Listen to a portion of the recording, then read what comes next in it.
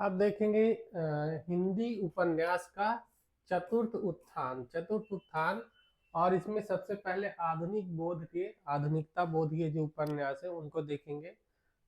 तो पहले धर्मवीर भारती के उपन्यासों को देख लेते हैं। पहला है गुनाहों का देवता, दूसरा है सूरज का सातवां घोड़ा। गुनाहों का देवता इनका महत्वपूर्ण नाटक, मोस्ट इम्पॉर्टेंट है। और इसमें सुधा एवं चंदर की प्रेम कथा का वर्णन किया गया है। ठीक है, चंदर और सुधा के प्रेम कथा का चित्रण किया गया है। इसके साथ धर्मवीर भारती का एक नाटक है अंधा युग। इससे भी बहुत प्रश्न पूछे जाते हैं। अंधा युग ये भी इनका महत्वपूर्ण नाटक है। ठीक है ना, अंधा युग याद करना। अंधा युग इनका काव्य नाटक है, इससे भी प्रश्न पूछे जाते हैं। और गुनाहों का देवता तो प्रसिद्ध है ही इनका उपन्यास। एक उपन्यास गुनाहों का देवता की वजह से धर्मवीर भारती को छात्रों के बीच में काफी प्रसिद्धि मिली है। ठीक है ना, और इसमें सुधा एवं चंदर की प्रेम कथा का चित्रण किया गया है। सुधा और चंदर की प्रेम कथा का चित्रण किया गया है। इसके बाद इनका अगले उपन्यासकार हैं राजेंद्र यादव। राजेंद्र यादव देख लेते हैं, ये भी इम्पोर्टेंट उपन्यासकार हैं। इनका पहला उपन्यास है प्रेत बोलते हैं, दूसरा है उखड़े हुए लोग, तीसरा है उल्टा, चौथा है सह और मात, पांचवा है एक इंच मुस्कान। ये इनका इम्पोर्टेंट नाटक है। ठीक ना, एक इंच मुस्कान ये महत्वपूर्ण है उपन्यास। फिर है छठवां अनदेखे अनजाने पुल, सातवां है मंत्रविद्ध। एक इंच मुस्कान राजेंद्र यादव ने अपनी पत्नी मन्नू भंडारी के सहलेखन में लिखते हैं। ये इनका जो एक इंच मुस्कान नाटक है, ये अपनी पत्नी मन्नू भंडारी के साथ में मिलकर लिखते हैं। अब आगे हैं प्रभाकर माचवे। प्रभाकर माचवे के उपन्यास देख लेते हैं। इनका पहला उपन्यास है परंतु, दूसरा है एक तारा, तीसरा उपन्यास है साचा, चौथा उपन्यास है द्वाबा, और पांचवा है 30-40-25, 30-40-50, 50 है। और छठवां है दर्द के पैबंद, सातवां है किस लिए, आठवां है आंख मेरी बाकी उनका। प्रभाकर माचवे को फिर से देख लेते हैं। प्रभाकर माचवे के उपन्यास परंतु, एक तारा, साचा, द्वाबा, 30-40-50, दर्द के पैबंद, किस लिए, आंख मेरी बाकी उनका। ये प्रभाकर माचवे के उपन्यास हो गए। फिर है नरेश मेहता। नरेश मेहता के उपन्यास देख लेते हैं, ये भी महत्वपूर्ण है। नरेश मेहता इनके पहले उपन्यास देख लेते हैं। पहला उपन्यास है डूबते मस्तूल, इम्पोर्टेंट है। फिर है यह पथबंधु था, यह पथबंधु था।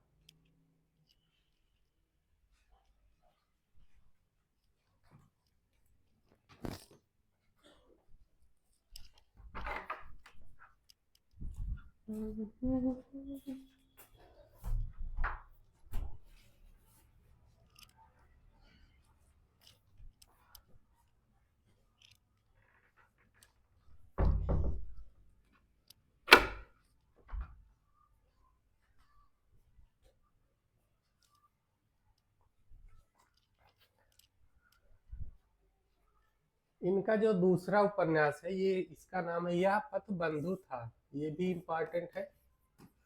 और धूमकेतु एक प्रतिष्ठित तीसरा उपन्यास है। चौथा है दो एकांत, पांचवा है नदी यशस्वी है, छठवां है प्रथम फाल्गुन, सातवां है उत्तर कथा भाग 1 और भाग 2। ये दो भाग में उत्तर कथा जो है इनका भाग 1 और भाग 2 दो भागों में प्रकाशित होता है। ठीक है।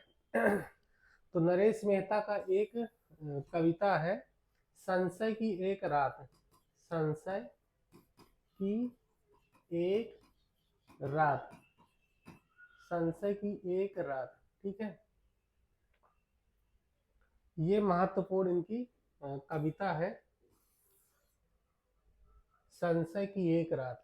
इससे प्रश्न पूछा जाता है, नरेश मेहता की संशय की रात से प्रश्न पूछे जाते हैं।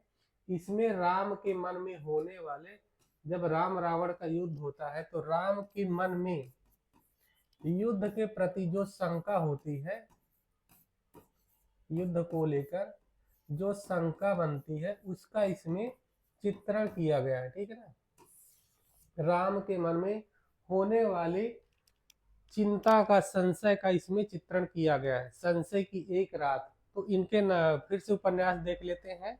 नरेश मेहता, डूबते मस्तूल यह पथबंधु था, धूमकेतु एक श्रुति, दो एकांत, नदी यशस्वी है, प्रथम फल्गुन उत्तर कथा। उत्तर कथा जो है 2 भाग में। ठीक है, इनका ये संशय की एक रात भी पूछा जाता है, तो इसको भी ध्यान में रखना है।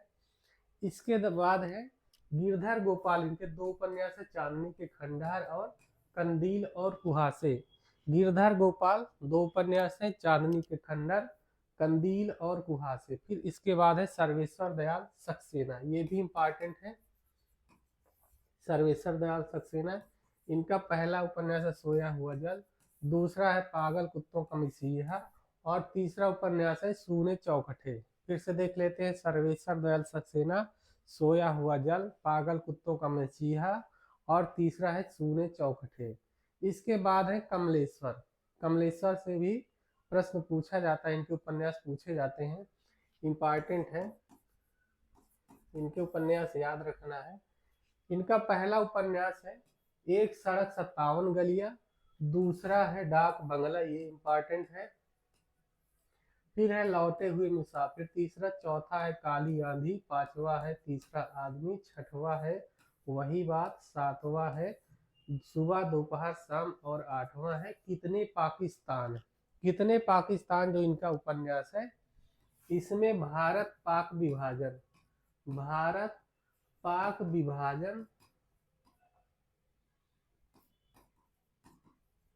विभाजन की समस्याओं का चित्रण किया गया। ठीक है, भारत पाक विभाजन को लेकर ये उपन्यास इनका लिखा गया है। कितने पाकिस्तान, कितने पाकिस्तान, इसमें भारत पाक विभाजन का चित्रण किया गया है। ठीक है, फिर से देख लेते हैं, कमलेश्वर महत्वपूर्ण है। एक सड़क 57 गलियां, डाक बंगला, डाक बंगला इनका महत्वपूर्ण है। फिर लौटे हुए मुसाफिर, काली आंधी, तीसरा आदमी, वही बात, सुबह दोपहर शाम, और कितने पाकिस्तान। कितने पाकिस्तान इनका पूछा जाता है, तो कितने पाकिस्तान में एक प्रश्न बनता है कि 4 उपन्यास रहेंगे, उसमें पूछेगा किसमें भारत पाक विभाजन की त्रासदी का चित्रण, भारत पाकिस्तान बंटवारे को लेकर चित्रण नहीं किया गया है, तो इसमें एक रहेगा। इनका हो गया कमलेश्वर का कितने पाकिस्तान है, पहला है कितने पाकिस्तान, कितने पाकिस्तान पहला हो गया। दूसरा है यशपाल का झूठा सच, झूठा सच, और तीसरा है राही मासूम रजा का आधा गांव, आधा गांव। इनमें भारत पाक विभाजन की त्रासदी का चित्रण देखने को मिलता है। ठीक है ना, तो इनको भी याद रखना है। इसके बाद अगले उपन्यासकार हैं कृष्ण बलदेव वैद। कृष्ण बलदेव वैद के देख लेते हैं। इनका जो पहला उपन्यास है उसका बचपन है, दूसरा है विमल उर्फ जाए तो जाए कहाँ, तीसरा है दर्दला दवा, चौथा है गुजरा हुआ जमाना, पांचवा है काला कोलाज, काला कोलाज इनका इंपॉर्टेंट है। फिर छठवा है नर नारी, और सातवां है एक नौकरानी की डायरी। ठीक है, एक नौकरानी की डायरी, ये भी इम्पॉर्टेंट है। तो कृष्ण बलदेव वैद के फिर से देख लेते हैं। उसका बचपन, विमल उर्फ जाए तो जाए कहाँ, दर्द ला दवा, गुजरा हुआ गुजरा हुआ जमाना, काला कोलाज, नर नारी, और अंत में है एक नौकरानी की डायरी। ठीक है, इसके बाद है लक्ष्मीकांत वर्मा। लक्ष्मीकांत वर्मा का उपन्यास है, पहला है खाली कुर्सी की आत्मा, लक्ष्मीकांत वर्मा, खाली कुर्सी की आत्मा। दूसरा है कटी हुई जिंदगी, कटा हुआ कागज, तीसरा है सफेद चेहरा, चौथा है टेराकोटा और पांचवा है तीसरा प्रसंग। फिर से देख लेते हैं लक्ष्मीकांत वर्मा, इनके उपन्यास है खाली कुर्सी की आत्मा, ये थोड़ा सा पूछा जाता है। दूसरा उपन्यास है कटी हुई जिंदगी कटा हुआ कागज, तीसरा सफेद चेहरा है, चौथा टेराकोटा और पांचवा है तीसरा प्रसंग। इसके बाद अगले उपन्यासकार है मोहन राकेश। मोहन राकेश भी ये भी मोस्ट इम्पॉर्टेंट कथाकार हैं, इनसे भी प्रश्न पूछा जाता है। ठीक है, तो मोहन राकेश, इनके 3 उपन्यास हैं। पहला है अंधेरे बंद कमरे में, दूसरा है ना आने वाला कल और तीसरा है अंतराल। अंधेरे बंद कमरे में मोस्ट इम्पॉर्टेंट है, ना आने वाला कल ये भी पूछा जाता है। इनके तीनों नाटक महत्वपूर्ण है, तो तीनों याद करना है। मोहन राकेश, अंधेरे बंद कमरे में, ना आने वाला कल और अंतराल। ठीक है, इनके बाद मोहन राकेश से नाटक भी पूछे जाते हैं, नाटक भी देख लेते हैं। इनके 3 नाटक महत्वपूर्ण है। पहला क्या है, आषाढ़ का एक दिन। आषाढ़ का एक, पहला नाटक है आषाढ़ का एक दिन। दूसरा नाटक है लहरों के राजहंस। लहरों के राजहंस। और तीसरा जो नाटक है वह है आधे अधूरे। आधे अधूरे, ये इनको तीनों नाटक पूछे जाते हैं। ठीक है ना, आधे अधूरे ये इनके महत्वपूर्ण नाटक है, इनसे भी प्रश्न पूछा जाता है। मोहन राकेश, इनके पहले उपन्यास देख लेते हैं। तो अंधेरे बंद कमरे में, दूसरा ना आने वाला कल और तीसरा है अंतराल। इसके बाद इनके नाटक जो है आषाढ़ का एक दिन है, लहरों के राजहंस है, फिर आधे अधूरे। तीनों नाटक महत्वपूर्ण है। अब इनके पात्र भी देख लेते हैं। आषाढ़ का एक दिन में कालिदास है, विलोम है और मल्लिका, ये तीनों के ऊपर इस नाटक की रचना की गई। कालिदास इसका नायक है और नायिका मल्लिका है, और इसका जो विलोम पात्र है वह कालिदास का विपरीतार्थक पात्र है। तो ये तीनों महत्वपूर्ण है, तीनों पूछे जाते हैं पात्र भी, कालिदास, विलोम और मल्लिका। और इसके बाद आषाढ़ के आधे अधूरे नाटक है, इसके पात्र पूछे जाते हैं। आधे अधूरे के पात्र भी पूछे जाते हैं, तो इसको देख लेते हैं। इसमें सावित्री है, मुख्य पात्र है। सावित्री नायिका है, इसका पति रहता है महेंद्र नाथ, और इसका एक लड़का रहता है अशोक। बड़ी लड़की का नाम रहता है किन्नी,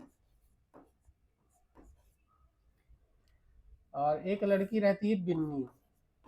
बिन्नी बड़ी लड़की है। ठीक है, और इसमें अन्य पात्र हैं जगमोहन, जुनेजा, सिंघानिया। जगमोहन है, जुनेजा है, सिंघानिया है। ठीक है ना, सिंघानिया। और एक है काले सूट वाला आदमी। काले सूट वाला आदमी, इसके ये प्रमुख पात्र हैं। अब आधे अधूरे, इसके प्रमुख पात्र हैं ये। पहला है अशोक। सावित्री इसकी मेन नायिका रहती है आधे अधूरे नाटक की। और इसका जो सावित्री का पति रहता है महेंद्र नाथ रहता है।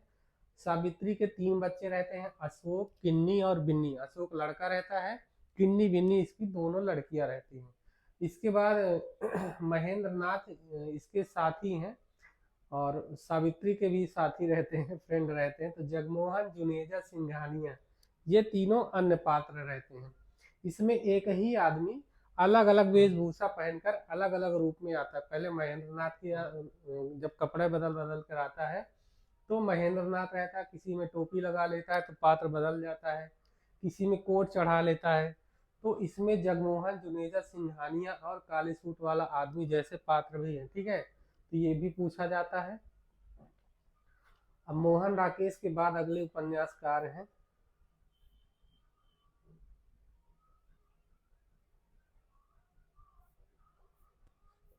राजकमल चौधरी।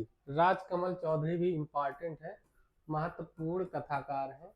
राजकमल चौधरी बहुत कम उपन्यास लिखे लेकिन चर्चित हैं।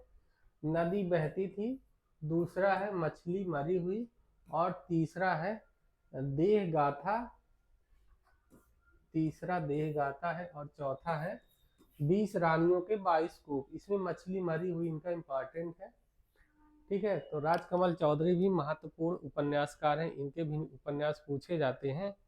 फिर से देख लेते हैं, नदी बहती थी, इनका जो पहला उपन्यास है नदी बहती थी, दूसरा है मछली मरी हुई, तीसरा है देह गाथा और है चौथा 20 रानियों का 22 कोप।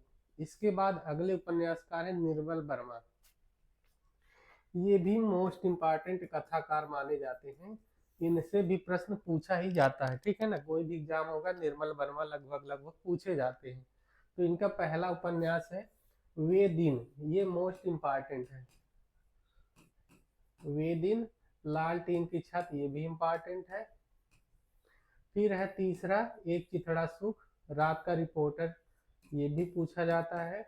और अंतिम अरण्य चौथा पांचवा है। ठीक है, तो निर्मल वर्मा ये भी पूछे जाते हैं, इनके उपन्यास देख लेते हैं। वे दिन, लालटेन की छत, एक चिथड़ा सुख, रात का रिपोर्टर और अंतिम अरण्य। चीड़ों पर चांदनी इनका एक, चीड़ों पर चांदनी, चीड़ों पर चांदनी इनका महत्वपूर्ण रचना है और ये पूछी जाती, चीड़ों पर चांदनी हायर के सिलेबस में रखी गई है। चीड़ों पर चांदनी यात्रा वृत्तांत है, संस्मरण है, क्या है। ठीक है, तो चीड़ों पर चांदनी ये पूछा जाता है। और फिर इनके बाद है दुष्यंत कुमार। दुष्यंत कुमार का पहला है छोटे छोटे सवाल और आंगन में एक वृक्ष, दो उपन्यास लिखे दुष्यंत कुमार, छोटे छोटे सवाल, आंगन में एक वृक्ष। इसके बाद है गिरिराज किशोर। गिरिराज किशोर भी महत्वपूर्ण उपन्यासकार हैं, इनसे भी प्रश्न पूछे जाते हैं। ठीक है, मोस्ट इम्पॉर्टेंट है, इनको याद रखना है। इनका पहला है लोग, दूसरा है चिड़ियाघर, तीसरा यात्राएं, चौथा है जुगलबंदी, पांचवा है दो, छठवां उपन्यास है इंद्र सुने, सातवां उपन्यास है दावेदार, आठवां है यथा प्रस्तावित और नौवां है तीसरी सत्ता, 10वां है ढाई घर, इनका इम्पोर्टेंट है ढाई घर, 10वां हो गया। पहला गिरमिटिया इनका महत्वपूर्ण है। ठीक है ना, पहला गिरमिटिया इसको देख लेते हैं, ये मोस्ट इम्पॉर्टेंट इनका उपन्यास है। पहला गिरमिटिया भी है और ढाई घर, ये भी इम्पॉर्टेंट है। ठीक है, ये गांधी जी के ऊपर लिखा गया। गांधी जी, जब दक्षिण अफ्रीका गांधी जी जाते हैं तो वहां पर उसी के विषय में लिखा गया पहला गिरमिटिया। और इसके बाद एक आग दरिया है, तो इनके भी उपन्यास पूछे जाते, गांधी जी पर आधारित है पहला गिरमिटिया। और ढाई घर, इनके दो उपन्यास पूछे जाते हैं। ठीक है ना, तो गिरिराज किशोर को भी याद रखना है, इनके दोनों उपन्यास ढाई घर और पहला गिरमिटिया महत्वपूर्ण है, पूछे जाते हैं। फिर है महेंद्र भल्ला।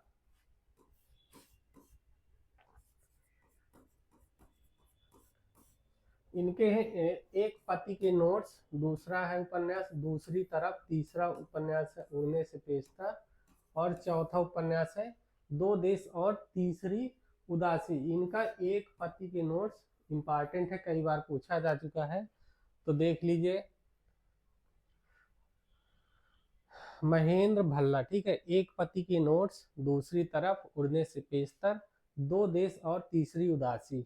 इसके बाद है गंगा प्रसाद बिमल। इनका पहला उपन्यास है अपने से अलग, दूसरा है कहीं कुछ और, तीसरा है मारीचिका। गंगा प्रसाद बिमल फिर से देख लेते हैं, अपने से अलग, कहीं कुछ और तथा मारीचिका, तीन उपन्यास लिखते हैं। इसके बाद है गोविंद मिश्र, इनके भी उपन्यास पूछे जाते हैं। अभी धूल पौधों पर इनको पुरस्कृत किया गया था। तो गोविंद मिश्र मोस्ट इम्पॉर्टेंट है, इनको भी देख लीजिए, इनके याद कर लीजिए।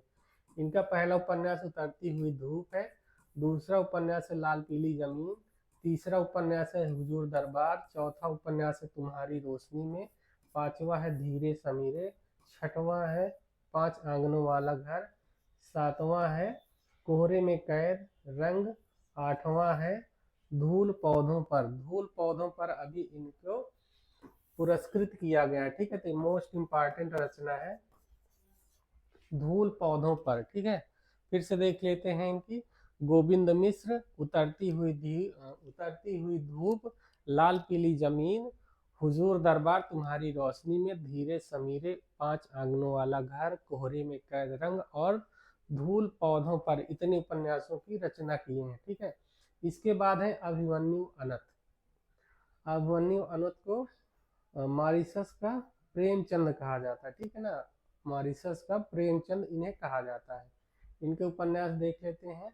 नदी बहती रही, आंदोलन, ठीक है, फिर एक बीघा प्यार। पहला है नदी बहती रही, दूसरा है आंदोलन, तीसरा है एक बीघा प्यार, चौथा है जम गया सूरज, पांचवा है तपती दोपहरी, छठवा है लाल पसीना। इनका लाल पसीना मोस्ट इम्पॉर्टेंट है, ये पूछा भी जा चुका है लाल पसीना। इसके बाद है कुहरे का दायरा, आठवां है हड़ताल कब होगी, नौवां उपन्यास है अपनी ही तलाश, और 10वां उपन्यास है अपनी अपनी सीमा, 11वां है गांधी जी बोले थे, 12वां है लहरों की बेटी, और अंत में एक और उम्मीद। ठीक है, अभिमन्यु अनंत को मॉरिशस का प्रेमचंद कहा जाता है। ठीक है ना, अभिमन्यु अनंत को मॉरिशस का प्रेमचंद कहा जाता है। इनके उपन्यास फिर से देख लेते हैं। पहला है नदी बहती रही, दूसरा है आंदोलन, तीसरा एक बीघा प्यार, चौथा है जम गया सूरज, और पांचवा है तपती दोपहरी। फिर इसके बाद लिखते हैं लाल पसीना। लाल पसीना जो इनका उपन्यास है वह महत्वपूर्ण है, परीक्षा में पूछा गया है। फिर है कुहासे का दायरा, और अगला है हड़ताल कब होगी। इसके बाद है अपनी ही तलाश, अपनी अपनी सीमा। इसके बाद गांधी जी बोले थे। इसके बाद एक लिखते हैं लहरों के बेटी। फिर अगला उपन्यास है एक और उम्मीद, और इनको मॉरिशस का प्रेमचंद कहा जाता है। ठीक है, फिर अगले उपन्यासकार हैं भगवान सिंह। भगवान सिंह के 4 उपन्यास, पहला है महाभिषक, दूसरा है अपने अपने राम, तीसरा है उन्माद, और चौथा है शुभ्रा। भगवान सिंह के 4 उपन्यास है महाभिषक, अपने अपने राम, उन्माद और शुभ्रा।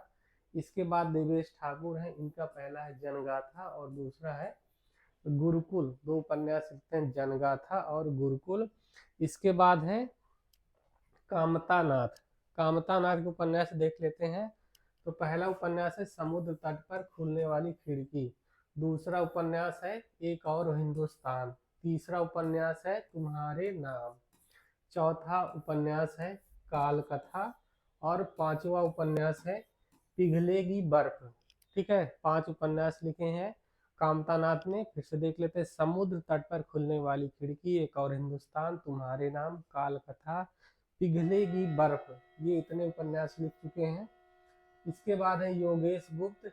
इनका पहला उपन्यास है अधिकार विसर्जन, दूसरा है पहला अंत, तीसरा है छोटे बड़े डर, चौथा है उपसंहार, और पांचवा है अनायास। योगेश गुप्त, इनके 5 उपन्यास है। फिर से देख लेते हैं। अधिकार विसर्जन, पहला अंत, छोटे बड़े डर, उपसंहार और अनायास। उपसंहार एक काशीनाथ सिंह का भी उपन्यास है। इसके बाद है रविंद्र वर्मा। इनका पहला उपन्यास है किस्सा तोता सिर्फ तोता, दूसरा है गाथा से एक चिल्ली, तीसरा है सॉरी माँ और अश्वत्थामा, चौथा है जवाहर नहर, पांचवा कौन सा है, मैं अपनी झांसी नहीं दूंगा। ठीक है, फिर से देख लेते हैं रविंद्र वर्मा। और इनका पहला उपन्यास है किस्सा तोता सिर्फ तोता, दूसरा गाथा से एक चिल्ली, तीसरा उपन्यास माँ और अश्वत्थामा है, चौथा जवाहर नगर है, पांचवा मैं अपनी झांसी नहीं दूंगा। इसके बाद है रमेश चंद्र शाह। ये महत्वपूर्ण मोस्ट इम्पॉर्टेंट कथाकार है, तो इनसे भी प्रश्न पूछे ही जाते हैं। रमेश चंद्र शाह, इनकी भी रचना याद करना है। पहला उपन्यास है गोबर गणेश, ये मोस्ट इम्पॉर्टेंट है, गोबर गणेश। दूसरा है किस्सा गुलाम, ये भी इम्पॉर्टेंट है। फिर पूर्वा पर तीसरा है, चौथा है आखिरी दिन, पांचवा है पुनर्वास। तो इनके उपन्यास भी याद रखना है। रमेश चंद्र शाह, फिर से देख लेते हैं। गोबर गणेश, किस्सा गुलाम, पूर्वा पर, आखिरी दिन और पुनर्वास, इनके ये उपन्यास हैं। फिर है प्रणव कुमार बंदोपाध्याय। इनका पहला उपन्यास गोपीगंज संवाद, दूसरा है अमृतपुर, और तीसरा है पंचवटी। 3 उपन्यास लिखते हैं प्रणव कुमार बंदोपाध्याय। पहला है गोपीगंज संवाद, दूसरा अमृतपुत्र, तीसरा पंचवटी। ठीक है। इसके बाद है विनोद कुमार शुक्ल। विनोद कुमार शुक्ल से भी प्रश्न पूछे जाते हैं, तो इनको भी याद रखना है। इनका उपन्यास है पहला है नौकर, एक नौकर की कमीज, दूसरा है खिलेगा तो देखेंगे। फिर से देख लेते हैं। एक नौकर की कमीज इम्पॉर्टेंट है, मोस्ट इम्पॉर्टेंट है, पूछा जाता है। एक नौकर की कमीज, दूसरा है खिलेगा तो देखेंगे, ये भी इम्पॉर्टेंट है। दीवार में एक खिड़की रहती थी, ये भी मोस्ट इम्पॉर्टेंट है, कई बार पूछा जा चुका है। दीवार में एक खिड़की रहती थी। फिर हरी घास की छप्पर वाली झोपड़ी और बौना पहाड़। ठीक है, बौना पहाड़ है इनका चौथा उपन्यास है। ठीक है, तो इनका एक नौकर की कमीज पूछा जाता है, दीवार में एक खिड़की रहती थी, दोनों मोस्ट इम्पॉर्टेंट है। फिर से देख लीजिए। एक नौकर की कमीज पूछा जाता है, खिलेगा तो देखेंगे दूसरा उपन्यास है। दीवार में एक खिड़की रहती थी तीसरा उपन्यास है। और चौथा जो उपन्यास है हरी घास की छप्पर वाली हरी घास की छप्पर वाली झोपड़ी और बौना पहाड़। ठीक है। इसके बाद है मणि मधुकर। मणि मधुकर से भी पूछा जाता है, सफेद मेमने, पत्तों की बिरादरी और पिंजरे में पन्ना। तीन उपन्यास लिखते हैं। सफेद मेमने इम्पॉर्टेंट है, पत्तों की बिरादरी और पिंजरे में पन्ना। मणि मधुकर के तीन उपन्यास हैं, सफेद मेमने, पत्तों की बिरादरी और पिंजरे में पन्ना, तीनों याद करना है। फिर है श्रवण कुमार गोस्वामी। इनका पहला उपन्यास है जंगल तंत्रम, दूसरा भारत बनाम इंडिया, तीसरा है दर्पण झूठ न बोले, चौथा है मेरे मरने के बाद, पांचवा है आदमखोर, छठवा है एक टुकड़ा सच, सातवां है एक कहानी एक नेताजी की। ठीक है, ये इनके उपन्यास है। फिर से देख लेते हैं। श्रवण कुमार बंदोपाध्याय, पहला है जंगल तंत्रम, दूसरा भारत बनाम इंडिया, तीसरा है दर्पण झूठ न बोले, और इसके बाद है मेरे मरने के बाद, और आदमखोर है, एक टुकड़ा सच है, कहानी एक नेताजी की। इतने इनके उपन्यास है। फिर है मनोहर श्याम जोशी। ये भी मोस्ट इम्पॉर्टेंट है, इनसे प्रश्न बनते हैं। मोस्ट इम्पॉर्टेंट कथाकार है मनोहर श्याम जोशी। इनका कुरकुर स्वाहा, ये बहुत पूछा जाता है, कुरकुर स्वाहा। फिर दूसरा कसब भी इम्पॉर्टेंट है, इसको भी याद करना है। फिर हरिया हरक्यूलिस की वापसी है, टाटा प्रोफेसर है, पांचवा हमजाद, ये भी इम्पॉर्टेंट है इनका। क्या आप, ये भी पूछा गया कई बार, मोस्ट इम्पॉर्टेंट, इसके पात्र भी पूछ लिए जाते हैं। फिर सातवां है कौन हूँ मैं। फिर से मनोहर श्याम जोशी को देख लेते हैं। इनके उपन्यास कई बार पूछे जाते हैं, इनके सारे उपन्यास याद रखना है। पहला है कुरकुर स्वाहा, कई बार पूछा जा चुका है। फिर दूसरा कसब है, ये भी पूछा जाता है। तीसरा है हरिया हरक्यूलिस की वापसी, चौथा है टाटा प्रोफेसर, और पांचवा हमजाद है। फिर क्याप है, और कौन हूँ मैं। क्याप भी इनका कई बार पूछा जा चुका है। तो क्याप, कसब और कुरकुर स्वाहा, ये तीनों इनके महत्वपूर्ण उपन्यास हैं। फिर है सुरेंद्र वर्मा। सुरेंद्र वर्मा भी काफी मोस्ट इम्पॉर्टेंट कथाकार है, उपन्यासकार है। अंधेरे से परे इनका पहला उपन्यास है, दूसरा है मुझे चांद चाहिए, और तीसरा है दो मुर्दों के लिए गुलदस्ता। ये अंधेरे से परे मोस्ट इम्पॉर्टेंट है, और दूसरा है मुझे चांद चाहिए, ये भी मोस्ट इम्पॉर्टेंट ही है। इसके पात्र भी पूछे जाते हैं। दो मुर्दों के लिए एक गुलदस्ता, सुरेंद्र वर्मा। ठीक है, ये महत्वपूर्ण कथाकार है। इनका उपन्यास है, कौन सा है, मुझे चांद चाहिए, नहीं शायद। तो ये इनका महत्वपूर्ण उपन्यास है। ठीक है ना, इनके फिर से देख लेते हैं। अंधेरे से परे मुझे चांद चाहिए, अंधेरे से परे मुझे चांद चाहिए, और तीसरा है दो मुर्दों के लिए एक गुलदस्ता। तो इनका अंधेरे से परे मुझे चांद चाहिए, ये दोनों बहुत महत्वपूर्ण उपन्यास है, कई बार पूछे जा चुके हैं। फिर है द्रोणवीर कोहली। इनके उपन्यास है हवेलियों वाले, दूसरा है चौखट, तीसरा है आंगन का कोठा, चौथा है काव्यास्पर्श, पांचवा है तकसीम, छठवां नानी, और सातवां है पोटली। द्रोणवीर कोहली, फिर से देख लेते हैं उपन्यास। हवेलियों वाले, चौखट, आंगन का कोठा, काव्यास्पर्श, तकसीम, नानी और पोटली। इसके बाद है मंजूर एहतेशाम, ये भी इम्पॉर्टेंट है। कुछ दिन और इनका पहला उपन्यास है, दूसरा सूखा बरगद, तीसरा दास्ताने लापता और चौथा है बसारत मंजिल। ठीक है, इसके बाद है मिथिलेश्वर। मिथिलेश्वर के उपन्यास हैं प्रेम, पहला है युद्ध स्थल, दूसरा है प्रेम नंदवाड़ी उपजे, तीसरा है यह अंत नहीं, चौथा है सुरंग में सुबह, पांचवा है माटी कहे कुमार से और छठवा है पानी बीच मियान प्यासी। ठीक है, पानी बीच मीन प्यासी, पानी बीच मीन प्यासी। इनके फिर से देख लेते हैं। युद्ध स्थल है, पहला है युद्ध स्थल, दूसरा है प्रेम नबाड़ी उपजे, तीसरा यह अंत नहीं है, और एक उपन्यास है सुरंग में सुबह, माटी कहे कुम्हार से और पानी बीच मीन पियासी। इनके ये प्रमुख उपन्यास है। ठीक है, इसके बाद है वीरेंद्र जैन। इनका पहला उपन्यास है सुरेखा पर्व, दूसरा अनातीत, तीसरा है शब्दबद्ध, चौथा है सबसे बड़ा सिपहिया, ये इनका इम्पॉर्टेंट है, पूछा जाता है। फिर डूब है पांचवा, ये भी इम्पॉर्टेंट है, और पार है। ठीक है, डूब पार। फिर से देख लेते हैं।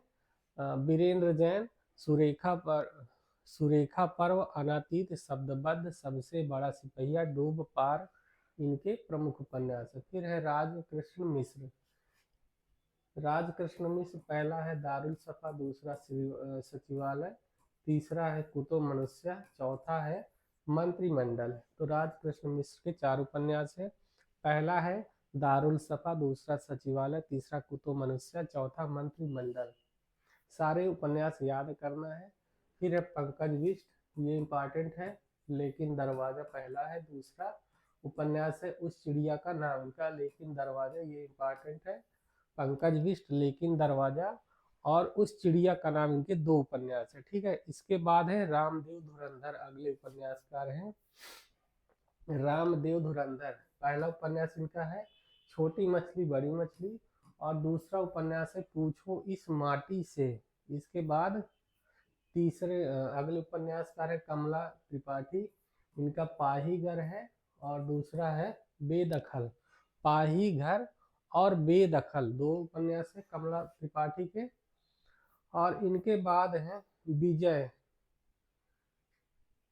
इनका पहला है साकेत के यूकेलिप्टस, और दूसरा है सीमेंट नगर, तीसरा है लौटेगा अभिमन्यु। विजय के 3 उपन्यास हैं, साकेत के यूकेलिप्टस, सीमेंट नगर और लौटेगा अभिमन्यु। इसके बाद अगले उपन्यासकार है प्रकाश मनु, ये भी इम्पॉर्टेंट है। यह जो दिल्ली है पहला है, कथा सर्कस इनका दूसरा उपन्यास है, और तीसरा है पापा के जाने के बाद। ठीक है, प्रकाश मनु पूछे जाते हैं। यह जो दिल्ली है, कथा सर्कस और पापा के जाने के बाद 3 उपन्यास लिखते हैं। प्रियंबद, इनका उपन्यास है वे वहाँ कैद हैं, और दूसरा है परछाई नाच। परछाई नाच पूछा जाता है, इम्पॉर्टेंट है। तो प्रकाश मनु के बाद है प्रियंबद, वे वहाँ कैद हैं और परछाई नाच, इनके 2 उपन्यास है। इसके बाद असगर वजाहत है 7 आसमान, दूसरा है कैसे आग लगाई, तीसरी है मन माटी। असगर वजाहत के 3 उपन्यास है, पहला है 7 आसमान, दूसरा कैसे आग लगाई, और तीसरा है मन माटी। इसके बाद है प्रयाग शुक्ल, इनका एक उपन्यास है गठरी। इसके बाद भारत भूषण अग्रवाल है लौटती लहरों की बांसुरी, एक उपन्यास लिखते हैं भारत भूषण अग्रवाल, लौटती लहरों की बांसुरी। फिर है रमेश बख्शी, एक घिसा हुआ चेहरा, दूसरा उपन्यास है बैसाखियों वाली इमारतें, तीसरा उपन्यास है चलता हुआ लावा। ठीक है, रमेश बख्शी फिर से देख लेते हैं। एक घिसा हुआ चेहरा, दूसरा है बैसाखी वाली इमारतें, और तीसरा उपन्यास है चलता हुआ लावा।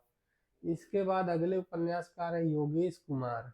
योगेश कुमार के देख लेते हैं, कई उपन्यास लिखे हैं। टूटते बिखरते लोग पहला है, दूसरा है सूखा स्वर्ग, तीसरा उपन्यास है त्रोइका, और चौथा उपन्यास है शरद ऋतु। योगेश कुमार, ठीक है ना। टूटते बिखरते लोग, सूखा स्वर्ग, त्रोइका और शरद ऋतु 4 उपन्यास लिखते हैं।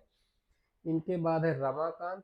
रमाकांत का पहला उपन्यास है तीसरा देश, दूसरा उपन्यास है छोटे छोटे महायुद्ध, तीसरा उपन्यास है खोई हुई आवाज, चौथा उपन्यास है दरवाजे पर आग, पांचवा उपन्यास है उपसंस्कार, छठवां उपन्यास है जुलूस वाला आदमी। ठीक है, फिर से देख लेते हैं। रमाकांत, तीसरा देश, छोटे छोटे महायुद्ध, खोई हुई आवाज, दरवाजे पर आग, उपसंस्कार और जुलूस वाला आदमी। इतने उपन्यास हैं, इनके 6 उपन्यास हैं। इतना जल्दी जल्दी पढ़ा रहे हैं कि तुरंत खत्म हो जाए, फास्ट रिवीजन हो जाए, 2-3 घंटे में पूरे उपन्यास कवर करने हैं। तो लिख के लाते हैं क्योंकि अगर लिखने लगेंगे तो एक वीडियो में केवल 10-15 उपन्यासकार ही आएंगे। अब इनके बाद है ज्ञान चतुर्वेदी। ज्ञान चतुर्वेदी का पहला उपन्यास नरक यात्रा है, दूसरा है बारहमासी और तीसरा है मारीचिका। ज्ञान चतुर्वेदी के 3 उपन्यास है, नरक यात्रा, बारहमासी और मारीचिका। ठीक है, इसके बाद अगले उपन्यासकार है शिवमूर्ति, ये भी पूछे जाते हैं, इंपॉर्टेंट है। तर्पण इनका पूछा जाता है, पहला उपन्यास है, दूसरा है त्रिशूल। ठीक है, तर्पण और त्रिशूल शिवमूर्ति के 2 उपन्यास हैं। इसके बाद है गिरीश पंकज, इसकी है मिठलबरा की आत्मकथा। फिर रमेश उपाध्याय है हरे फूल की खुशबू। रमेश उपाध्याय की क्या है, हरे फूल की खुशबू। इनके बाद क्या है धीरेन्द्र अस्थाना, इनका पहला हलाहल, दूसरा उपन्यास गुजर क्यों नहीं जाता और तीसरा उपन्यास है नदी के बाहर। हलाहल, गुजर क्यों नहीं जाता और नदी के बाहर, 3 उपन्यास। ठीक है, इसके बाद है जगदीश चतुर्वेदी कनॉट प्लेस, ये इंपॉर्टेंट है, मोस्ट इंपॉर्टेंट नाटक है, पूछा जाता है कनॉट प्लेस। ठीक है, जगदीश चतुर्वेदी का कनॉट प्लेस है। फिर मदन दीक्षित है, मदन दीक्षित का मोरी की ईंट है, ये भी इंपॉर्टेंट है, मोरी की ईंट। इसके बाद कृष्णचंद्र है, इनकी एक गधे की आत्मकथा, ये भी मोस्ट इंपॉर्टेंट रचना है, कृष्णचंद्र पूछे जाते हैं। एक गधे की आत्मकथा इनका उपन्यास है। इसके बाद उदय प्रकाश, ये मोस्ट इंपॉर्टेंट है, इनसे तो ये कई बार पूछी जा चुकी, पीली छतरी वाली लड़की, मोस्ट इंपॉर्टेंट रचना है। ठीक है ना, पीली छतरी वाली लड़की विश्वविद्यालय के ऊपर लिखी गई है, प्रेम कहानी है, पीली छतरी वाली लड़की। इसके बाद अब देख लेते हैं प्रमुख महिला उपन्यासकार। महिला उपन्यासकार से जरूर पूछा जाता है 1-2 उपन्यास, तो इनको भी ठीक से देख लेते हैं। तो सती साध्वी प्राण अबला, साध्वी सती प्राण अबला है, साध्वी सती प्राण अबला को, इनको हिंदी की पहली महिला उपन्यासकार माना जाता है। ठीक है, साध्वी सती प्राण अबला को हिंदी की पहली महिला उपन्यासकार माना जाता है।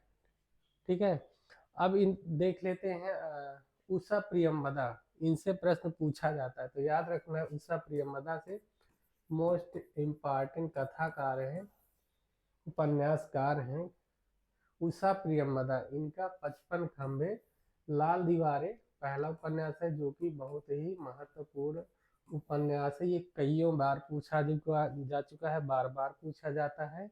55 खंबे लाल दीवारी इंपॉर्टेंट है, याद रखना है, उषा प्रियमवदा का है। दूसरा है रुकोगी नहीं राधिका, ये भी पूछा जाता है, मोस्ट इम्पॉर्टेंट उपन्यास है। इसके बाद है शेष यात्रा, ये भी पूछा जाता है। ठीक है, इनके सारे पूछे जाते हैं। फिर चौथा अंतर्वशी है, पांचवा है भया कबीर उदास, ये भी मोस्ट इम्पॉर्टेंट है, तो इनके सारे उपन्यास याद करना है। उषा प्रियमवदा फिर से देख लेते हैं। 55 खंबे लाल दीवारें है, दूसरा है रुकोगी नहीं राधिका, तीसरा है शेष यात्रा, चौथा है अंतर्वशी और पांचवा है भया कबीर उदास। तो इनको बार बार याद करिए, इनको इनके 5 उपन्यास हैं जो महत्वपूर्ण है, पूछे जाते हैं। उषा प्रियमवदा, 55 खंबे लाल दीवारें हैं, रुकोगी नहीं राधिका, शेष यात्रा, अंतर्वशी, भया कबीर उदास, 5 याद करना है। 55 खंबे लाल दीवारें, रुकोगी नहीं राधिका, शेष यात्रा, अंतर्वशी, भया कबीर उदास, 5 याद करना है, 5 इंपॉर्टेंट है।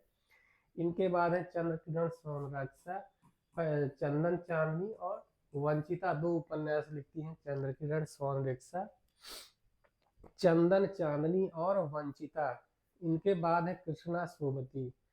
अब ये भी कम महत्वपूर्ण थोड़े हैं, ये भी मोस्ट इम्पॉर्टेंट ही है। कृष्णा सोबती, ठीक है, इनसे भी पूछे जाते हैं, बहुत बार पूछे जाते हैं। पहला है मित्रो मरजानी, मोस्ट इम्पॉर्टेंट उपन्यास है। सूरजमुखी अंधेरे के, ये भी बहुत महत्वपूर्ण उपन्यास माना जाता है। फिर है जिंदगी नामा, इसके से पीछे, ये भी मोस्ट इम्पॉर्टेंट है ही है। सारी रचना इनकी है। दिलो दानिश, समय सरगम, पांचवा, ठीक है, ये भी इम्पॉर्टेंट है सारे। तो महिला कथाकार कुछ ही है, उनके सारे उपन्यास याद करना है। जैसे उषा प्रियंवदा है, ये कृष्णा सोबती हैं, तो ये भी मोस्ट इम्पॉर्टेंट कथाकार है। फिर से देख लेते हैं इनका। कृष्णा सोबती, मित्रो मरजानी, दूसरा है सूरजमुखी अंधेरे के, तीसरा है जिंदगी नामा, चौथा दिलो दानिश और पांचवा है समय सरगम। तो इनके पांचों उपन्यास है, याद रखिए, मित्रो मरजानी, सूरजमुखी अंधेरे के, जिंदगी नामा, दिलो दानिश, समय सरगम, सबको याद रखना है, ठीक है ना। इनके बाद है शशि प्रभा शास्त्री। शशि प्रभा शास्त्री इंपॉर्टेंट है पर कम है, ठीक है, याद करना है। लेकिन इनका पहला है अमलतास है, दूसरा है नावे, ठीक है, अमलतास है, नावे है, सीढ़ियाँ तीसरा है, चौथा परछाइयों के पीछे, पांचवा क्योंकि, छठवां परसों के बाद, सातवां ये छोटे महायुद्ध, आठवां उम्र एक गलियारे की, नौवां है सागर पार का संसार, दसवां खामोश होते सवाल, 11वां है हर दिन इतिहास। शशि प्रभा शास्त्री, ठीक है, इनको भी याद करना है। अमलतास, नावे, सीढ़ियाँ, परछाइयों के पीछे, क्योंकि, परसों के बाद, ये छोटे महायुद्ध, उम्र एक गलियारे की, सागर पार का संसार, खामोश होते सवाल, हर दिन इतिहास, इनके उपन्यास है, ठीक है।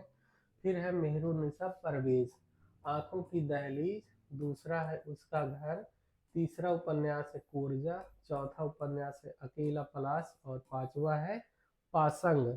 मेहरुन्निसा परवेज फिर से देख लेते हैं। आंखों की दहलीज, उसका घर, कोरजा, अकेला पलाश और पासंग, 5 उपन्यास है इनके। आंखों की दहलीज, उसका घर, कोरजा, अकेला पलाश और पासंग। फिर है मोस्ट इम्पॉर्टेंट मन्नू भंडारी। मन्नू भंडारी इनसे तो पूछा ही जाता है, याद रखना है। आपकी बंटी मोस्ट इम्पॉर्टेंट। इसके बाद है महाभोज, दूसरा है, ठीक है। आपका बंटी इनका महत्वपूर्ण उपन्यास है, जिसमें इसके पात्र नाम नहीं, शकुन और कौन है, तलाक का इसमें चित्रण किया गया है। तलाक शुदा पति पत्नी के जो बच्चे होते हैं उन पर क्या असर पड़ता है। बंटी जो इसका दोनों का बेटा रहता है, तो तलाक के बाद जो बच्चों पर दुष्प्रभाव पड़ता है उसका इसमें चित्रण किया गया है। जब पति पत्नी का तलाक हो जाता है तो जो बच्चा रहता है दोनों का, उन पर उस तलाक का क्या प्रभाव पड़ता है, क्या असर होता है, उसको किन किन कठिनाइयों का सामना करना पड़ता है, उसका चित्रण किया गया है। फिर है महाभोज। महाभोज भी मोस्ट इम्पॉर्टेंट है, ठीक है ना, ये भी इम्पॉर्टेंट रचना है। आपका बंटी 1971 ईस्वी में आता है, तो महाभोज 1979 ईस्वी में आता है। महाभोज और आपका बंटी दोनों उपन्यास महत्वपूर्ण हैं। इसके बाद है ममता कालिया।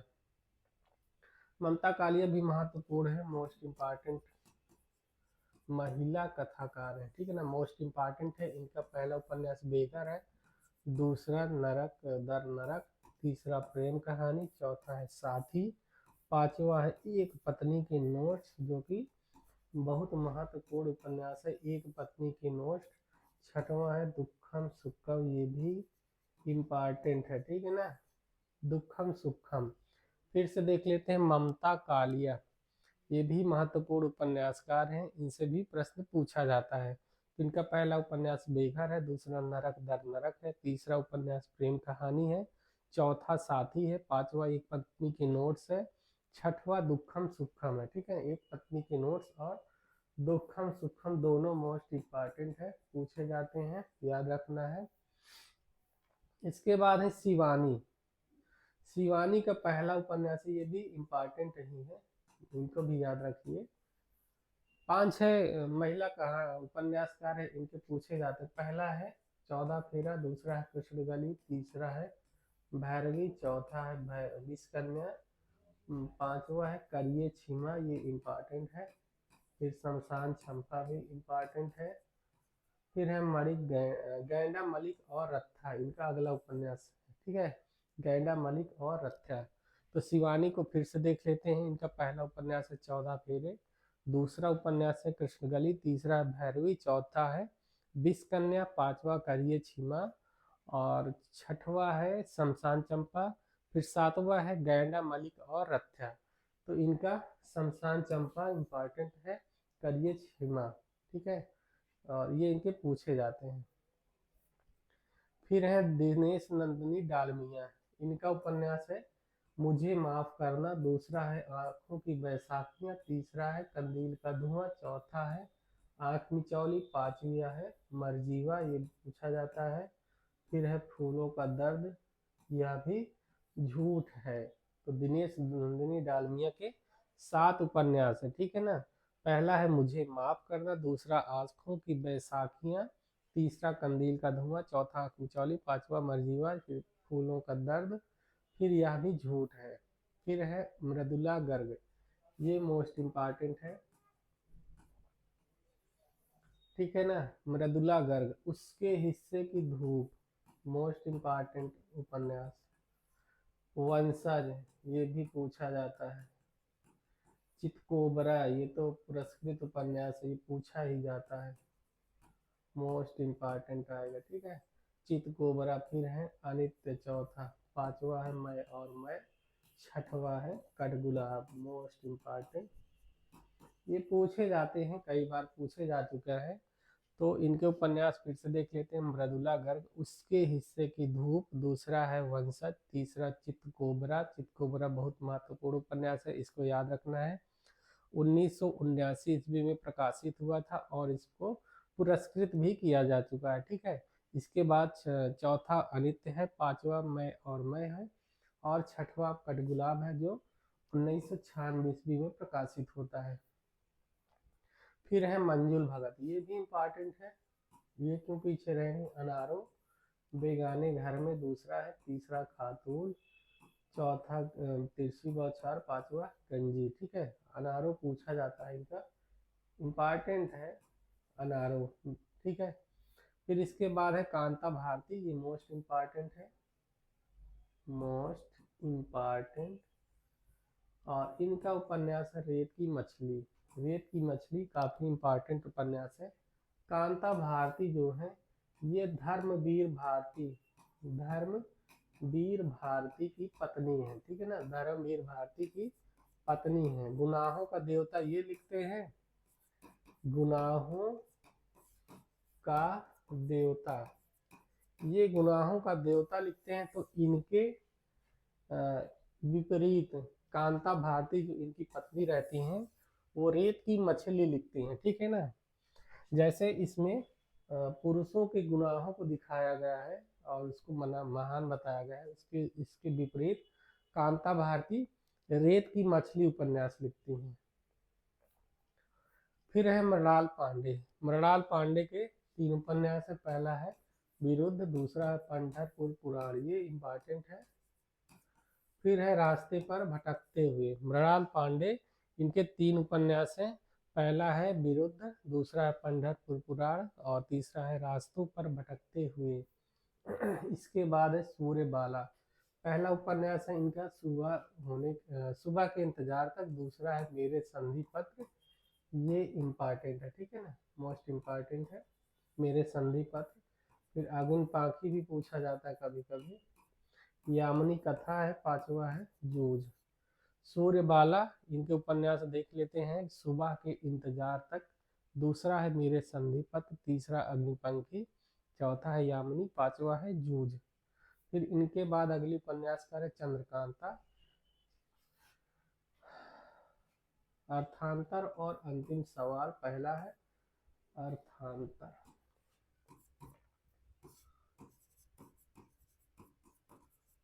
अर्थांतर और अंतिम सवाल, इसके बाद बाकी सब खैरियत है। तीसरा है ऐलान गली जिंदा है, ये भी मोस्ट इम्पॉर्टेंट उपन्यास है। ऐलान गली जिंदा है कई बार पूछा जा चुका है, ठीक है। ऐलान गली जिंदा है।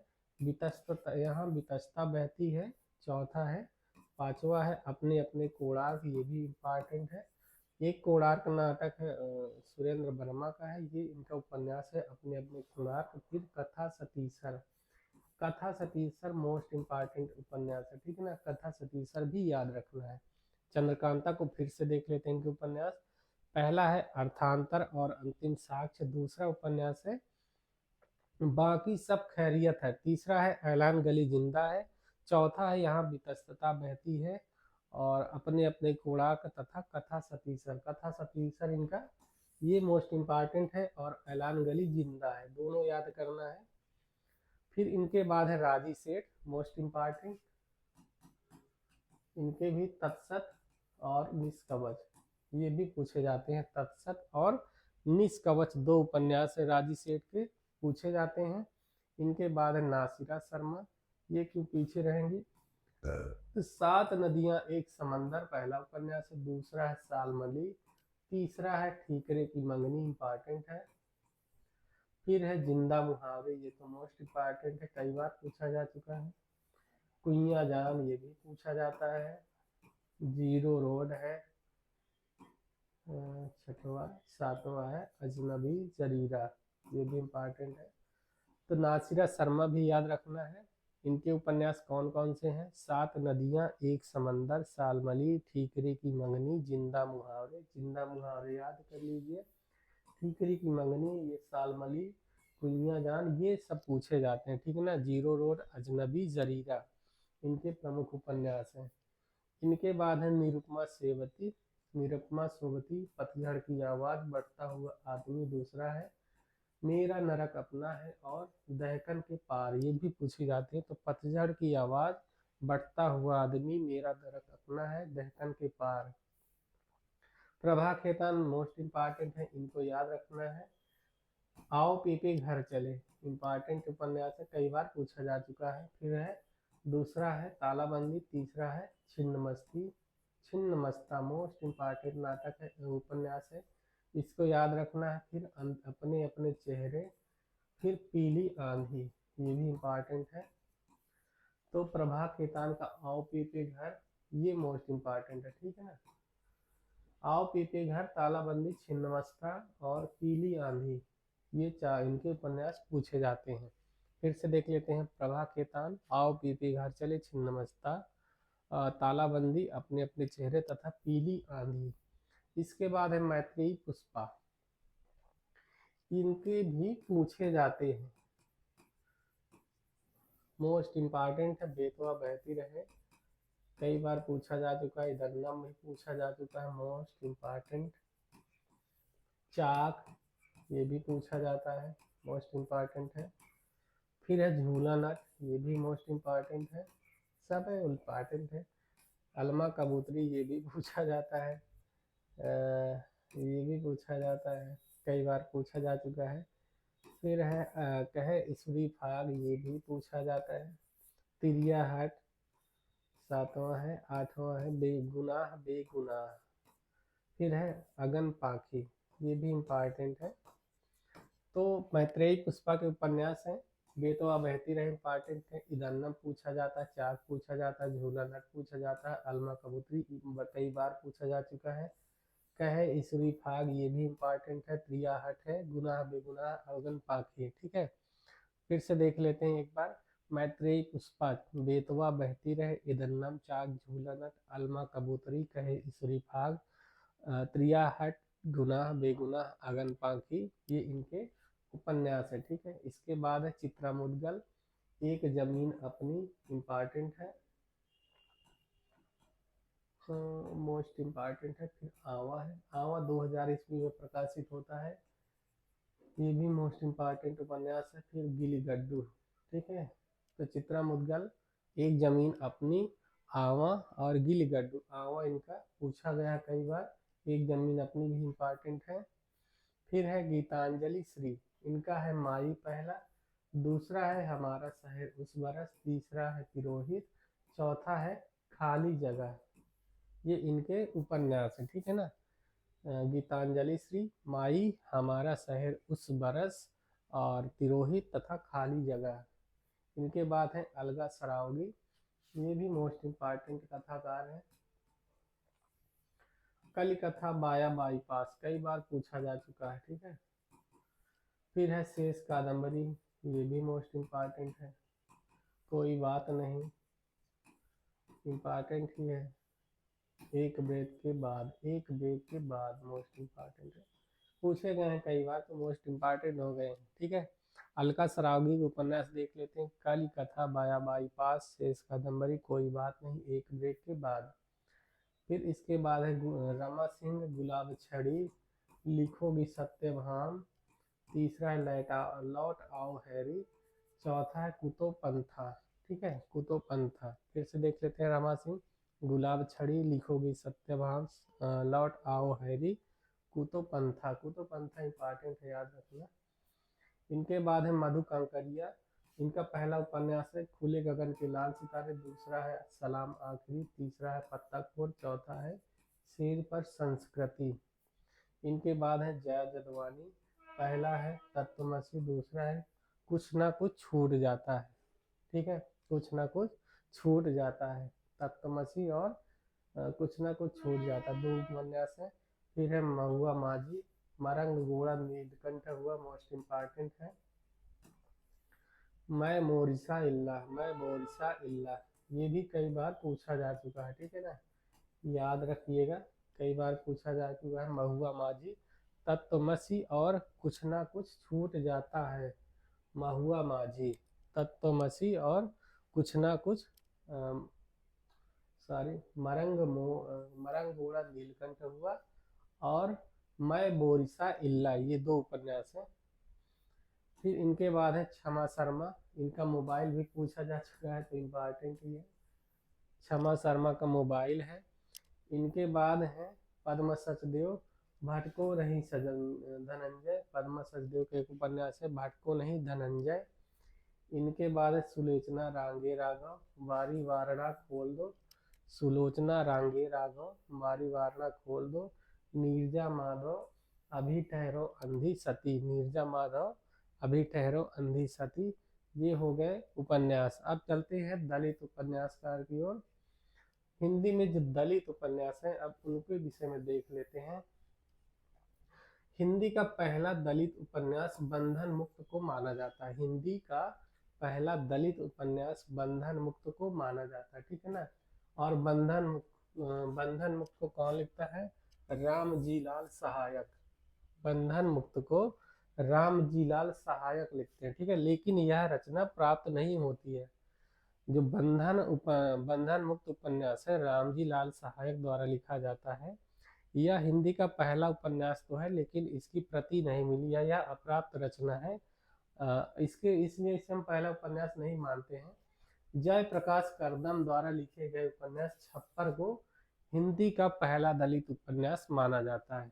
जो बंधन मुक्त है वह पहला लिखा तो गया है लेकिन उसका कोई प्रति नहीं मिला, वह उपन्यास अभी तक मिला नहीं है, तो इसलिए हम उसे हिंदी का पहला दलित उपन्यास ना मानकर जयप्रकाश करदम द्वारा लिखे गए छप्पर उपन्यास को हिंदी का पहला उपन्यास दलित उपन्यास मानते हैं, ठीक है ना। हिंदी का प्रथम दलित उपन्यास छप्पर को ही माना जाता है। छप्पर जयप्रकाश करदम के द्वारा लिखा जाता है।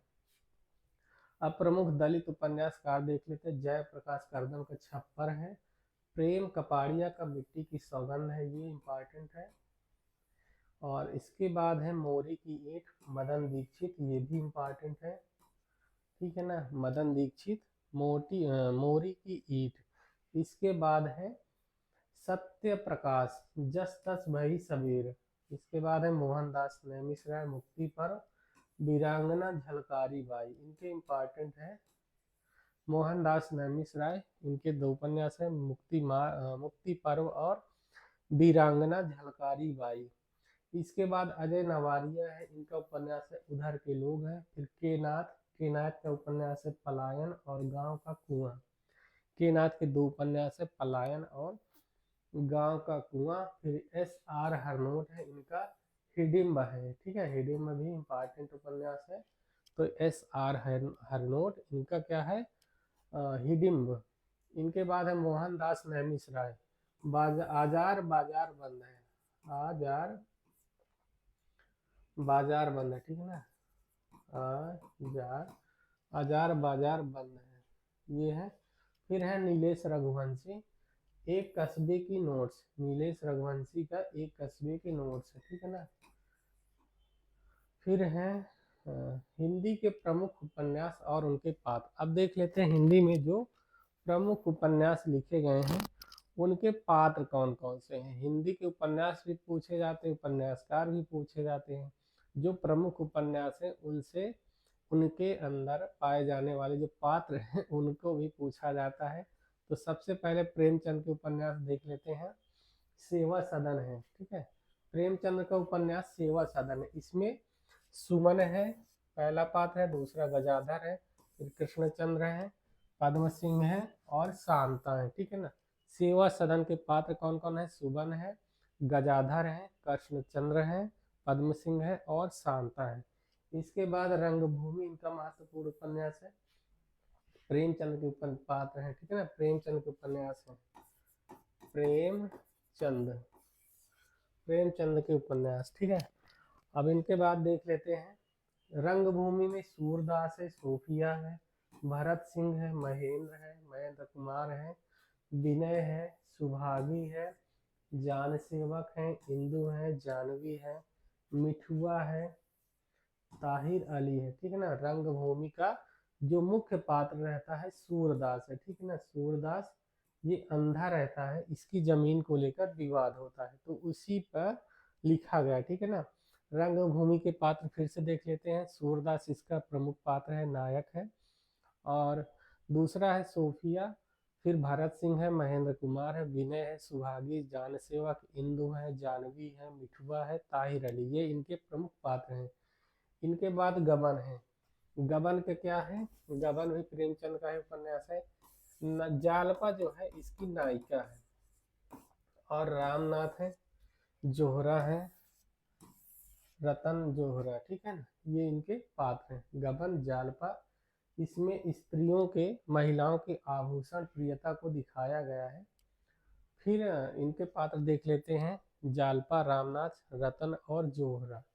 फिर है कर्मभूमि। कर्मभूमि के पात्र भी पूछे जाते हैं। अमरकांत है, समरकांत है, मैना है, सुखदा है, डॉक्टर शांति कुमार है, महंत साहब है और सकीना है, ठीक है ना। कर्मभूमि के पात्र फिर से देख लेते हैं। अमरकांत, समरकांत, कांता, मैना, सुखदा, डॉक्टर शांति कुमार और महंत साहब तथा सकीना है। इनके बाद कंकाल है।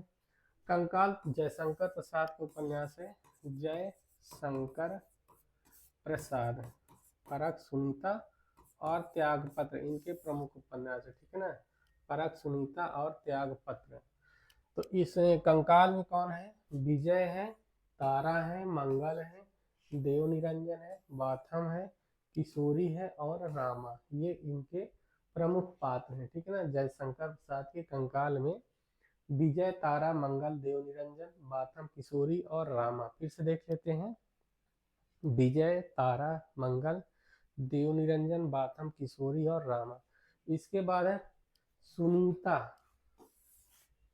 सुनीता में श्रीकांत है और जैनेन्द्र का उपन्यास है। जैनेन्द्र का महत्वपूर्ण उपन्यास है। परख, सुनीता और त्यागपत्र, तीन उपन्यास लगते हैं, परख, सुनीता और त्यागपत्र। तो श्रीकांत है इसमें, सुनीता है, हरिप्रसन्न है और सत्या। सुनीता के पात्र पूछे जाते हैं, श्रीकांत, सुनीता और हरिप्रसन्न तथा सत्या, इतने पात्र। फिर चित्रलेखा है, चित्रलेखा, इसमें चित्रलेखा है, बीजगुप्त है, कुमारगिरी है, चाणक्य है, ठीक है। चित्रलेखा से भी पूछे जाते हैं। तो चित्रलेखा के प्रमुख पात्र हैं चित्रलेखा, बीजगुप्त, कुमारगिरी और चाणक्य। इसके बाद गोदान। गोदान प्रेमचंद्र का महत्वपूर्ण उपन्यास है, प्रेमचंद्र, ठीक है ना। कृषक जीवन का महाकाव्य कहा जाता है इसको। इसके प्रमुख पात्र होरी हैं। होरी, ठीक है, होरी किसान है, ये किसान है। इसी की कृषक जीवन की त्रासदी का चित्रण किया गया। भारतीय समाज में आज भी होरी जैसे लगभग हजारों क्या करोड़ों किसान हैं जो आज भी बने हुए हैं। जो समस्या प्रेमचंद के युग में थी वही समस्या आज भी बनी हुई है। होरी का तो गोदान हो जाता है, लेकिन आज जितने होरी होते हैं, आज के समय के होरी, उनका तो गोदान भी नहीं नसीब होता, उनको तो गाय भी नसीब नहीं होती। इनके तो गाय खरीद लेते हैं किसी तरह, लेकिन आज के जो होरी हैं उनको गाय भी नसीब नहीं होती है, ठीक है।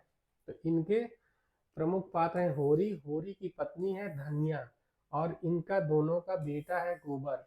गोबर की पत्नी है झुनिया, और झुनिया का पापा है, पिता है भोला। भोला यादव है, ठीक है ना, दूध धोने का काम करते हैं। तो गोबर इनके यहाँ जाते हैं भूसा लेकर, और इनकी बिटिया को लिवा आते हैं। इसके बाद है माता दीन। माता दीन गांव के पंडित जी हैं, पंडित जी हैं। और ये क्या करते हैं, गांव की एक रहती है सिलिया, काम करने वाली रहती है, चमारिन जाति रहती है, तो ये इनको रख लेते हैं अपने साथ, ठीक है ना। माता दीन सिलिया को रख लेते हैं, जिनके कारण इनका धर्म भ्रष्ट हो जाता है। और ये धर्म भ्रष्ट हो जाता है, इनके मुंह में सिलिया के जो परिवार वाले रहते हैं वह क्या करते हैं, माता दीन के मुंह में हड्डी का टुकड़ा डाल देते हैं, तो ये अपवित्र हो जाते हैं, और इनको पवित्र करने का उपाय किया जाता है। इसके बाद गांव के जमींदार राय साहब रहते हैं। राय साहब सब पर टैक्स लगाते हैं, उनमें से होरी भी एक है। इसके बाद है मालती है। मालती है शहरी पात्र है, ये डॉक्टर हैं। इसके बाद मेहता है। मेहता क्या है, प्रोफेसर हैं, ठीक है ना। और मेहता मालती से प्रेम करते हैं, मालती भी इन पे आकर्षित रहती है। बाद में दोनों साथ में रहते हैं, लेकिन शादी नहीं करते हैं। तो लव रिलेशन, जो रिलेशनशिप है, साथ साथ रहने वाली परंपरा, वो प्रेमचंद के समय में ही दिखाई दे जाती है, ठीक है ना। एक साथ रहते हैं लेकिन विवाह नहीं करते हैं। आज भी, आज तो हर जगह हो रहा है, लेकिन प्रेमचंद के समय में थोड़ा थोड़ा ये शुरुआत हो गई थी, ठीक है। साथ में लिव इन रिलेशन वाला जो मामला है प्रेमचंद के समय से ही मिलने लगता है। इसके बाद खन्ना है। खन्ना है, गोविंदी है, इनकी पत्नी है। और भी पात्र है, तंखा है, ठीक है। तो ये गोदान है। अब इनके बाद है शेखर एक जीवनी। शेखर एक जीवनी अज्ञेय का उपन्यास है, अज्ञेय, शेखर एक जीवनी, ठीक है, अज्ञेय। अब इसमें शेखर है, शशि है, सरस्वती है, शारदा है, बाबा मदन सिंह है, रामेश्वर है, ठीक है। इसमें शेखर के मन में होने वाली समस्याओं का जो उसको चित्रण किया गया है। शेखर, शशि, ये इनके रिश्ते की बहन लगती है, इसे प्रेम करते हैं। तो इसमें शेखर एक जीवनी, इनके कैशोर जीवन का चित्रण किया गया, ठीक है। तो शेखर एक जीवनी के प्रमुख पात्र है, शेखर है, शशि है, सरस्वती है, और शारदा है, बाबा मदन सिंह है, और रामेश्वर है। फिर है बाण भट्ट की आत्मकथा।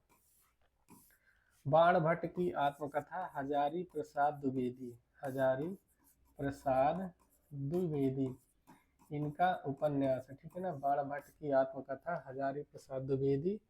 और इनमें इनके 3 उपन्यास हैं। बाण भट्ट की आत्मकथा, चारूचंद्र लेख, पुनर्नवा, अनाम दास का पोथा, चारों महत्वपूर्ण उपन्यास हैं। तो इसके प्रमुख पात्र हैं बाण भट्ट की आत्मकथा में भट्टिनी है, चंद्रादीधि इसका नाम रहता है, ठीक है, भट्टिनी उपनाम रहता है। तो भट्टिनी राजकुमारी रहती है, चंद्रदीधि, और इसकी एक दासी रहती है परिचारिका न्यूनिया, और उसको निपुणिका, ठीक है, न्यूनिया को निपुणिका भी कहते हैं, दोनों एक ही नाम है। फिर है महामाया है, तुअर मिलिन है, और बीरति वज्र है, ठीक है। बाण भट्ट की आत्मकथा में भट्टिनी है, न्यूनिया, निपुणिका, महामाया, तुअर मिलिन और बीरति वज्र है, ठीक है। इनके बाद नदी के द्वीप। नदी के द्वीप भी अज्ञेय का ही है, ठीक है ना। अज्ञेय का ही उपन्यास क्या है, नदी के द्वीप। इससे भी प्रश्न पूछे जाते हैं। तो इसके पात्र हैं भुवन, रेखा, गौरव, गौरा और चंद्रमोहन। नदी के द्वीप, ये सिलेबस में हायर के रखा गया है। हायर के एग्जाम में ये रखा गया नदी के द्वीप। तो इसको, इसके पात्र पूछे जाएंगे, तो याद करना है। भुवन है और रेखा है, गौरा है, चंद्रमोहन है, डॉक्टर रमेश है और हेमेंद्र है। ये नदी के द्वीप के प्रमुख पात्र हैं। भुवन जो है इसका प्रमुख पात्र है, नायक है। और रेखा है, गौरा है और चंद्रमाधव इनके दोस्त रहते हैं, पत्रकार रहते हैं। भुवन साहब ये तो डॉक्टर प्रोफेसर रहते हैं। और रेखा इनकी एक शिष्य रहती है, एक गौरा रहती है। गौरव से ये लोग प्रेम करते हैं, ठीक है। फिर इनके बाद है सूरज का सातवां घोड़ा। सूरज का सातवां घोड़ा धर्मवीर भारती। धर्मवीर भारती का उपन्यास है, ठीक है ना। धर्मवीर भारती, सूरज का सातवां घोड़ा। इसमें है मणिक मुल्ला है, दलाल है, महेश्वर है, चमन है, तन्न है, सत्ती है, जमुना है, रामधन है, ठीक है। सूरज का सातवां घोड़ा फिर से देख लेते हैं। इसमें मणिक मुल्ला है, दलाल है, महेश्वर है, चमन है, तन्न है, सत्ती है, जमुना और रामधन। इसके बाद मैला आंचल। मैला आंचल महत्वपूर्ण उपन्यास है। फणीश्वर नाथ रेणु। फणीश्वर नाथ रेणु, इसमें इनका महत्वपूर्ण उपन्यास है। ये आंचलिक उपन्यासकार माना जाता है। आंचलिक उपन्यास, ठीक है, आंचलिक उपन्यास है। इसमें बिहार का पूर्णिया जिला के मेरीगंज गांव का चित्रण किया गया है, ठीक है ना। मेरीगंज गांव का चित्रण किया गया है। फणीश्वर नाथ रेणु का उपन्यास है, आंचलिक उपन्यास माना जाता है। और ये बिहार के पूर्णिया जिला का, उसमें एक गांव पड़ता है मेरीगंज, उसी की कथा का चित्रण किया गया। तो इसके पात्र देख लेते हैं। बावन दास है, काली चरण है, बलदेव खटीक है, लक्ष्मी है, राम खिलावन है, सेवादास है, राम कृपाल सिंह है, रामदास है, डॉक्टर है, कमली है, तहसीलदार है और वासुदेव। बावन दास इसका महत्वपूर्ण कैरेक्टर रहता है। कालीचरण है, बालदेव है, लक्ष्मी है, राम खिलावन है, सेवादास है, राम कृपाल सिंह आदि इनके पात्र हैं, ठीक है ना। इसके बाद झूठा सच है। झूठा सच यशपाल का प्रमुख उपन्यास है, ठीक है। ये भारत पाक विभाजन पर लिखा गया है। भारत पाक विभाजन पर लिखा गया है। और इसके दो भाग हैं, ठीक है ना। दो भागों में आता है। पहला भाग है देश और वतन, दूसरा भाग है देश का भविष्य। झूठा सच दो भागों में आता है, ठीक है ना। पहला है देश और वतन, दूसरा है देश का भविष्य। तो इसके पात्र है तारा है, कनक है, जयदेवपुरी है, गिल है, सूद है, सोमराज है, चड्ढा है। तारा जयदेवपुरी की बहन रहती है, कनक है, पुरी है, गिल है, सूद महोदय है। ये इनके पात्र हैं, ठीक है ना। हायर के सिलेबस में रखा गया है, तो ये पूछा जाएगा, इससे एक न एक पात्र जरूर पूछे जाएंगे। इसकी जो तारा है, कनक है, जयदेवपुरी है, गिल है, सूद है, सोमराज है, चड्ढा है। तारा के साथ इसमें जब भारत पाक विभाजन होता है तो इसका शोषण किया जाता है, ठीक है ना। तारा जयदेवपुरी की बहन रहती है। और इसके बाद है अजय की डायरी। इसमें अजय है, शीला है और हेम है। और इसके बाद अपने अपने अजनबी है, ये अज्ञे की रचना है। अपने अपने अजनबी, अज्ञे, इसमें है योके है, सेल्मा है, यान फोटोग्राफर है, ठीक है ना। अपने अपने अजनबी के प्रमुख पात्र कौन कौन है? योके, सेल्मा, यान और फोटोग्राफर। फिर है अंधेरे बंद कमरे में मोहन राकेश का उपन्यास है, मोहन राकेश, इनका उपन्यास है। इसमें नीलिमा और हरबंश, इसके प्रमुख पात्र कौन कौन से हैं?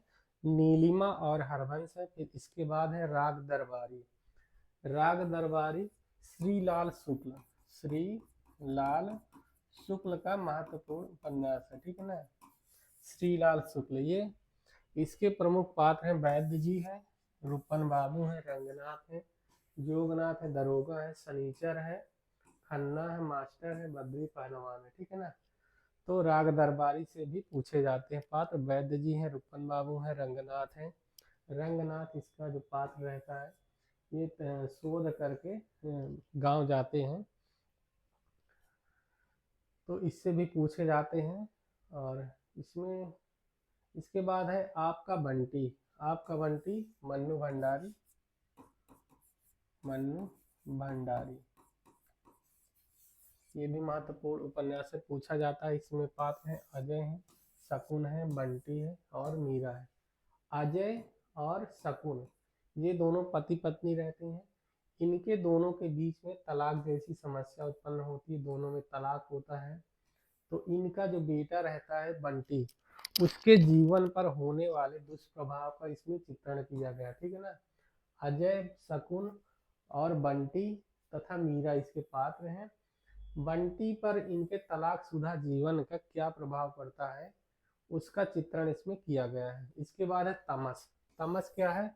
भीष्म साहनी, भीष्म साहनी, भीष्म साहनी का महत्वपूर्ण उपन्यास है, जो भारत पाक विभाजन, ठीक है, भारत पाक विभाजन से पूर्व, भारत पाकिस्तान का जब विभाजन होता है तो उसके पूर्व 5 दिनों में घटने वाली घटनाओं का चित्रण किया गया, ठीक ना। विभाजन से पूर्व जो समस्याएं उत्पन्न होती हैं, लोगों को जिन जिन कठिनाइयों का सामना करना पड़ता है, सांप्रदायिक दंगे कैसे फैलते हैं, कैसे इसी का चित्रण इसमें किया गया, ठीक है। तो इसमें मुराद अली है, मुराद अली इस उपन्यास का एक महत्वपूर्ण कैरेक्टर रहता है, जो दोनों हिंदू और मुसलमानों को लड़ाने का काम करते हैं, ठीक है ना।